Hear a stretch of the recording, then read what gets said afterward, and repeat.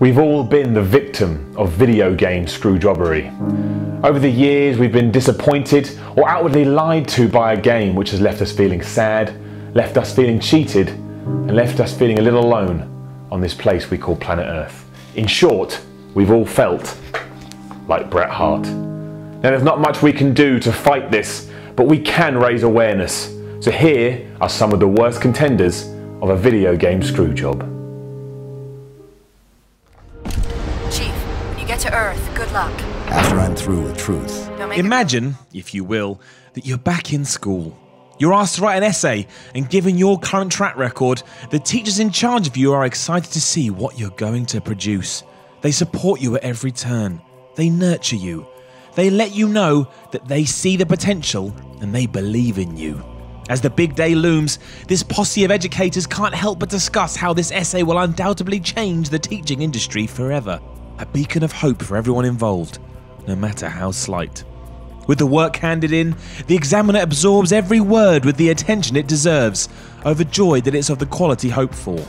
Then the essay just ends mid-sentence. No explanation, no climax, it just stops and metaphorically flips you off. That's Halo 2 in a nutshell. Saved by its awesome multiplayer, it was still somewhat of an abomination for the single player just to throw itself off a bridge with no word or warning. You want to finish? Tough shit!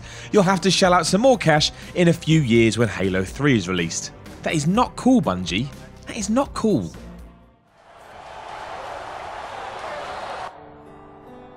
Remember that time Tim Schafer, or maybe more specifically EA, did everything in its power to hide the fact that Brutal Legend was secretly an RTS game?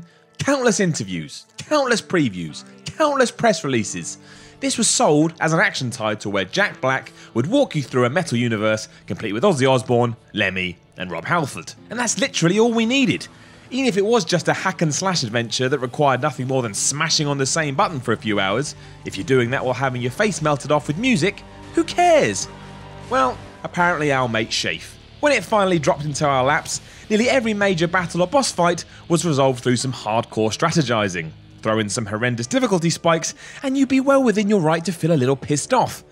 Ridiculously, these sections weren't even that bad. If EA had shown some confidence with them, maybe we would have got the long-planned and supposed to happen Brutal Legend 2.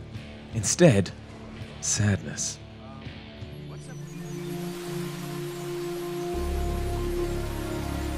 Hideo Kojima does not give a shit about you. At all. For years he pretended that Snake would be in Metal Gear Solid 2, and he wasn't lying. But he wasn't telling the truth either, because Mr. Kojima enjoys upsetting you.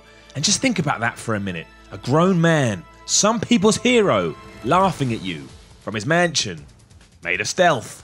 He continually forgot to tell you that Snake was not the main character of Sons of Liberty.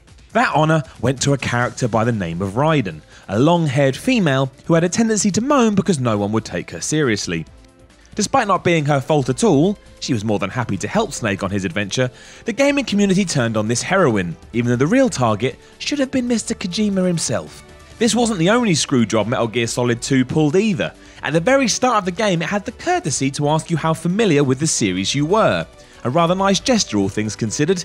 However, if you chose Not Very from said menu, it skipped the entire opening of the game. There was no sneaky adventure time for you with the boss Snake. No, you go straight into Raiden territory, and then get bullied at school because you assume everyone is lying to you about this so-called secret beginning, because it never transpired in your playthrough. Fuck you, Kojima. Why do you have to be so mean? What did I ever do to you? Screwjob.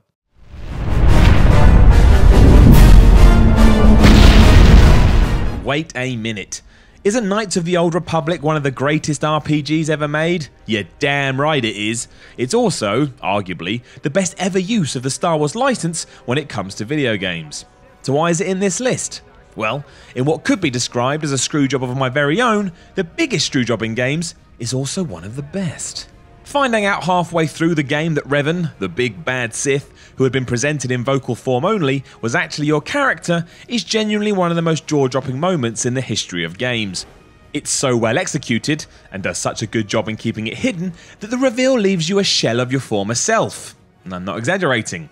You may have just been screwed over by a form of entertainment, but it's done in the most wonderful way. Is there a better twist in gaming? Arguably not. And even over a decade later, there's few that even come close to both its glory and wool over the eyes ways. Now remember kids, just because a video game screws you, doesn't mean you should screw a video game. That sounds far worse than anyone ever meant it to. Always believe, always believe.